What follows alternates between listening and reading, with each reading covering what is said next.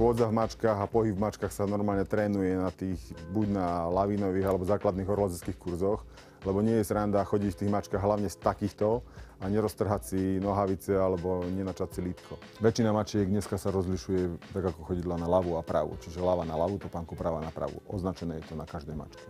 Z akého dôvodu? Mačky sú pretvarované v podstate v tvaru chodidla, hej, troška hrotami smerujú dovnútra, aby ste nechodili ako z 3 ruky Edward. Niektorí sa naopak obujú, hroty takto do vonka a idú ako kačka. To vidíš ako motáka z diaľky. Turisticky čakám s pomerne dlhou rovnou rúčkou, s masívnou lopatkou a s masívnym hrotom. V podstate používa sa pri bežnej chôdzi, sa používa, že ho držíme za tú hlavicu. Keď chodíme v mačkách a opírame sa hrotom, už vo vyššom sklone môžeme zaražať hrot, držíme ho za hlavicu, ale hlavne v prípade pádu dokážeme tým čakanom brzdiť.